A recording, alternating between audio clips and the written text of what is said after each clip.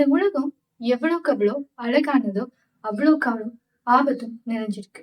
பல விஷயம் என்னோட கண்ணுக்கு தெரியாமலே இருக்கு. சில விஷயம் கண்ணுக்கு தெரிஞ்சுமே கண்டுக்காம இருக்கும். அந்த மாதிரி ஒரு 10 மிஸ்ட்ரி பிளேஸ் தான் இந்த வீடியோல பார்க்க போறோம். அதாவது கிட்டத்தட்ட ஒரு பாலைவனத்துல கொண்டு விட்டுட்டாங்க. அந்த பாலைவனத்துல இருக்கிற அந்த சூடு உங்களை உருக்கிட்டு இருக்கு அப்படின்னு சொன்னா எப்படி இருக்கும்? அது மாதிரி ஒரு காட்டுக்குள்ள பொம்மைகள் மட்டும் கட்டப்பட்டிருக்கிற ஒரு காட்டுக்குள்ள உங்களை தனிய விட்டா எப்படி இருக்கும்? கிட்டத்தட்ட மாய படம் பார்த்த மாதிரி இருக்கும் இல்லையா? அப்படியான 10 மிஸ்ட்ரி பிளேஸ் இதுதான் இந்த வீடியோல நாங்க பார்க்க போறோம். சப்போஸ் உங்களை கொண்டு போய் அந்த காட்டுக்குள்ள இல்லாட்டி அந்த பாலைவனத்துல இல்லாட்டி நான் சொல்ல போற இந்த 10 இடத்துல ஏதாவது ஒரு இடத்துல விட்டா என்ன பண்ணுவீங்க? நடக்காது. பட் நடந்தா என்ன பண்ணுவீங்க? எந்த இடத்துக்கு போக ஆசைப்படுறீங்க? அதாவது எந்த இடத்த பார்க்க ஆசைப்படுறீங்க? மறக்காம கமெண்ட் பண்ணிடுங்க. அதுக்கு முன்னால என்னோட சேனலை சப்ஸ்கிரைப் பண்ணி லைக் பண்ணிக்கொள்ளுங்க. உங்களோட ஃப்ரெண்ட்ஸுக்கும் ஷேர் பண்ணிக்கொள்ளுங்க. வாங்க வீடியோக்குள்ள போலாம்.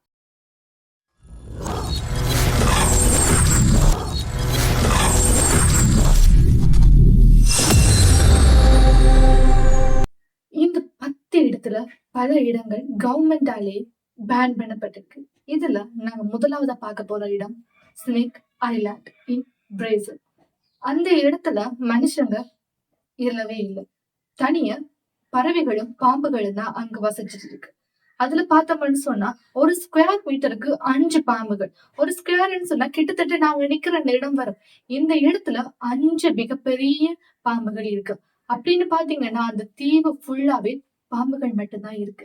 அதுவும் நீங்க தரைய பாத்தீங்கன்னா தரை ஃபுல்லா பாம்பா தான் இருக்கும். மரத்தை பாத்தீங்கன்னா மரையில கிளைகளுக்கு பதிலா பாம்புகள் தான் இருக்கும். அப்படியான ஒரு தீவுல பறவைகளும் பாம்புகளும் மட்டும்தான் இருக்கு. மனுஷரோ நாயோ பூனையோ சிங்கமோ புலியோ எதுவுமே இல்லை. இந்த ஐலாண்டுக்குள்ள மனுஷங்க போறதுக்கும் தடை விதிக்கப்பட்டிருக்கு. அதோட இந்த ஐலாண்டுக்குள்ள அந்த பாம்புகள் எல்லாமே செக்யூரா இருக்கு. ஏன்னா மனுஷங்களோட நடமாட்டம் இல்லாதால மிக பாதுகாப்பா இருந்துட்டு வர்றதால பாம்புகளோட விஷமானது அவ்வளவு ஒரு ஸ்ட்ராங்கான விஷமாவும் காணப்படுது. முதலாவது இடத்துக்கு இப்படி பயப்பட்டா எப்படி? அடுத்த இடம் பார்க்க வேணாமா? அடுத்தது பார்த்தோம்னு சொன்னா நார்த் ஜுங்காஸ் ரோட். இது இப்ப நாங்க பார்த்தோம்னு சொன்னா ஹிமாலயா அதோட மலை பிரதேசம், அதுக்கு அங்கால சைனா அப்படின்னு சொல்லி நிறைய நாடுகள் இருக்கு தானே. அது மாதிரி சவுத் அமெரிக்காவோட அண்டார்டிகா மவுண்டன், அதாவது சவுத் அமெரிக்கால நிறைய மவுண்டன்ஸ் அந்த பகுதியை சுத்தி இருக்கு. அதுல இருக்க அண்டார்டிகா மவுண்டன் இதுல இருக்கிற ஒரு ரோட் தான் இந்த ரோட். பர்டிகுலரா நாங்க பார்த்தோம்னு சொன்னா இப்ப ஸ்ரீலங்கால பார்த்தா கண்டி அந்த ரோட் இருக்கு தானே, கண்டிக்கு போய் ஏறுவோமே அந்த ரோட்டுகள், நுரலியாக போற ரோட்டுகள், அது மாதிரி ஊட்டி கொடைக்கானல் அந்த சைட் போகும்போது ரோட் எப்படி இருக்கும்?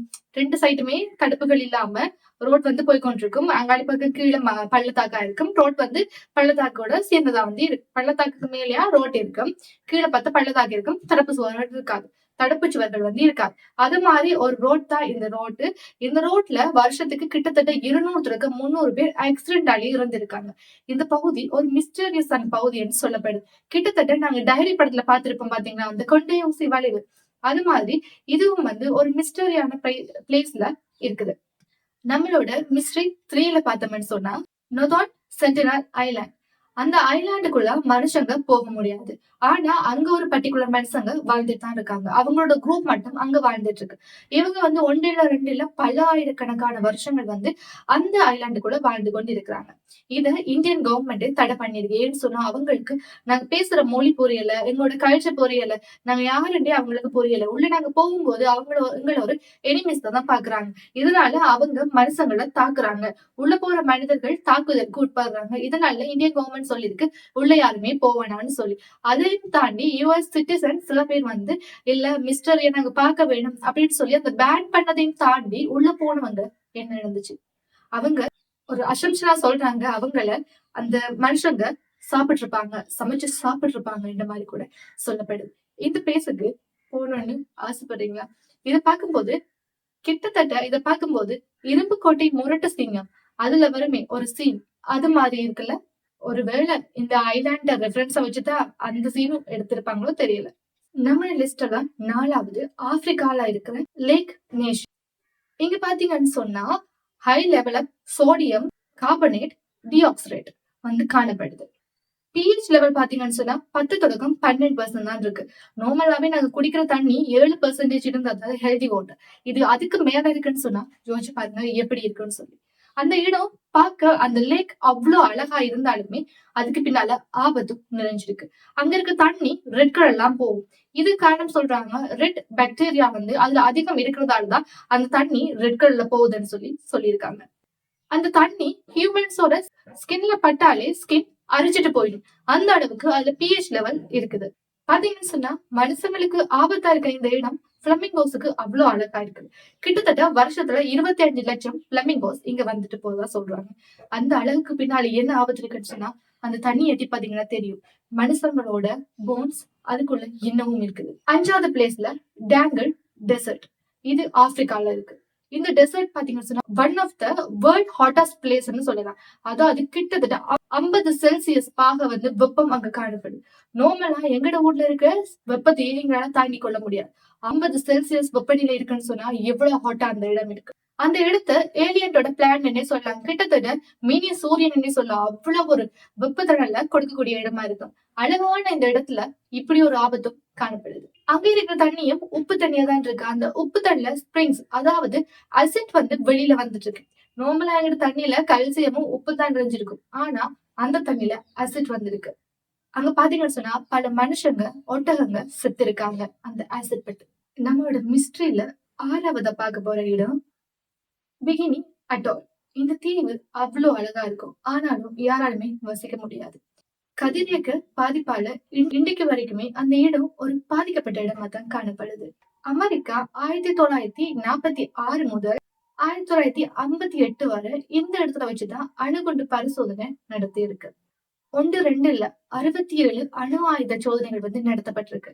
உலகத்திலேயே இன்றைக்கு வரைக்கும் பேசப்படுற அணு ஆயுத சோதனைன்னு சொன்னா ஹிரோஷிமா நாகசாகி. அதையும் விட 7000 மடங்கு வலிமையான ஹைட்ரஜன் குண்டு சோதனையும் இங்கு நடத்தப்பட்டிருக்கு. ஒய்மியாகோன் கிராமம் நம்மோட 7வது மிஸ்டர் பிளேஸ். இந்த இடத்துல மனுஷங்க வாழ்றாங்க. ஆனா அவ்வளவு ஒரு பனியான குளிரான இடம்னு சொல்லணும்.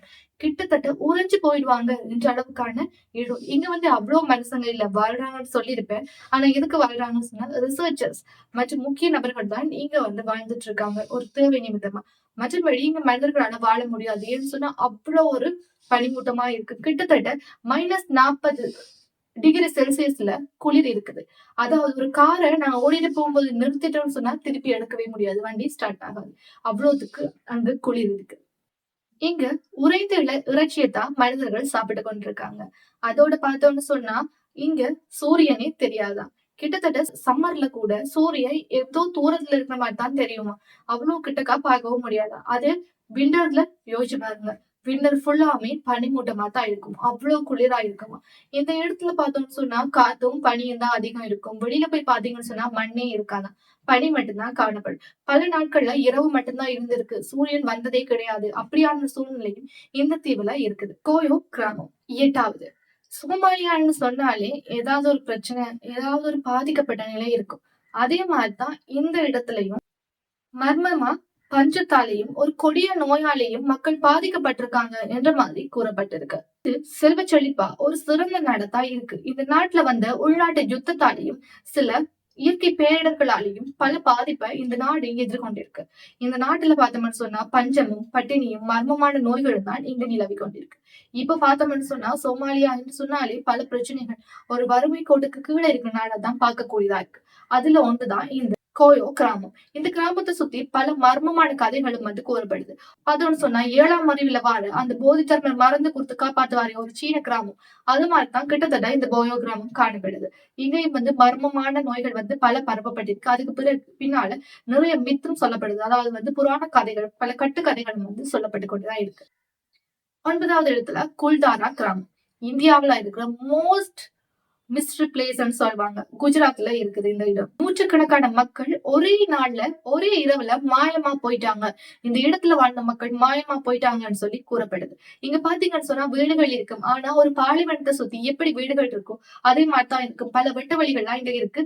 அதிகமாக வீடுகள்ல மக்கள் யாருமே இருக்க மாட்டாங்க. வீடுகள் மட்டும்தான் இருக்கு. அங்க ஒரு மன்னர் வாழ்ந்ததாகவும் அந்த மன்னனை வெறுத்து மக்கள் எல்லாருமே நாட்டை விட்டு போனதாகவும் தான் இதுக்கு பின்னால ஒரு கதை சொல்லப்படுது.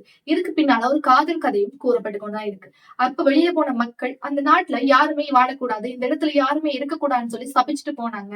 இந்த இடத்துல இப்ப பேய்களும் பிசாசுகள் தான் உலா வருது, மக்கள் யாராலையுமே இனியும் வாழ முடியாது என்று சொல்லி கூறப்படுது. ஒரு சபிக்கப்பட்ட இடமா தான் இந்த இடம் காணப்படுது. கடைசியா பார்க்க போறது உருமாறும் கடற்கரை, அதாவது ஷேப் லிஃப்டிங் பீச். இந்த இடம் பாத்தீங்கன்னு சொன்னா குரேசியாலாம் இந்த இடம் காணப்படுது. ஒரு பீச். இந்த பீச்சுக்கு வர கப்பல்கள் எல்லாமே மர்மமான முறையில பாதிப்புக்கு உள்ளாகி இருக்கு. ஏன்னு சொன்னா இந்த கடற்கரை காலையில இருக்கிற மாதிரி மாலையில இருக்காதாம். காலையில ஒரு மாதிரி மாலையில இன்னொரு மாதிரி தான் இருக்கும். அதாவது தன்னுடைய ஷேப்பை மாத்திக்கொண்டே இருக்குமா. பகல்ல ஒரு மாதிரியும் இரவுல ஒரு மாதிரியும் அந்த ஷேப் வந்து மாறிக்கொண்டே இருக்கணும். இதனால வர்ற கப்பல்கள் வழி தெரியாமலே தவறி போயிருக்கிறதும், வழி தெரியாமல் பல பாதிப்புக்கு உள்ளாகி கரையில வந்து அங்க இருந்தவங்க எல்லாருமே இறந்து போறதும் இந்த ஐலாண்ட்ல, அதாவது இந்த பீச்ல இடம்பெற்று கொண்டுதான் இருக்கு. அந்த வகையில பார்த்தோம்னு சொன்னா இது இயற்கையாகவே உருவாயின ஒரு கடல் திட்டு. அந்த இயற்கையின மாற்றத்தால் தான் டெய்லி வந்து இது காலை மாலையில வந்து இது ஷேப் வந்து மாறிக்கொண்டிருக்கு. என்ன மாதிரி வந்து ஆராய்ச்சியாளர்கள் கூறினாலுமே இந்த இடம் ஒரு சபிக்கப்பட்ட இடமா கூறப்படுது. என்னன்னு சொன்னா அங்க வர கப்பல்கள் எல்லாமே மாயமா அந்த வழி தெரியாமல் தவறி போயிருக்கு. இப்ப கூட பார்த்தோம்னு சொன்னா தவறுன பல கப்பல்களை அங்க பார்த்து கொள்ளலாம். அங்க வந்து எல்லாமே துருப்பிடிச்ச நிலையிலும் எல்லாமே பாதிக்கப்பட்ட நிலையிலும் இருக்கு. அந்த கப்பலுக்குள்ள நிறைய மண்டையோடுகள் இருக்கு. கிட்டத்தட்ட ஒரு மயானத்துக்குள்ள நாங்க நுழைஞ்சா எப்படி இருக்குமோ அதே மாதிரிதான் இருக்கு. நிறைய விலங்குகளும் அந்த இடத்துக்கு வழி தெரியாம வந்து தவறி போய் எலும்புக்கூடுகளாக தான் மாறிப்பட்டிருக்கு. அப்போ ஒரு மயானத்துக்குள்ள ஒரு எலும்புக்கூடு நிறைஞ்ச மயானத்துக்குள்ள நாங்க போனா எப்படி இருக்குமோ அது மாதிரிதான் இந்த பீச்சும் வந்து காணப்படுது. இந்த 10 பெஸ்ட் இடத்துல நீங்க எந்த இடத்துக்கு போக ஆசைப்படுறீங்க? உங்களுக்கு சப்போஸ் அந்த இடத்துக்கு போறதுக்கான ஒரு சான்ஸ் கிடைச்சா நீங்க எந்த இடத்த போய் விசிட் பண்ணி பார்க்க ஆசைப்படுறீங்க? சோ இதே மாதிரியான வீடியோஸ் நீங்க பார்க்கணும்னு சொன்னா மறக்காம கமெண்ட் பண்ணி, லைக் பண்ணி, சப்ஸ்கிரைப் பண்ணி கொடுங்க. நீங்க எந்த பிளேஸ பார்க்க ஆசைப்படுறீங்கன்னு சொல்லி மறக்காம கமெண்ட் பண்ணிடுங்க. இதே மாதிரி இன்னொரு வீடியோல உங்களை சந்திக்கும் வரையும் உங்களிடம் இந்த விடைபெறும் நான் உங்கள் பான். Audio Jungle.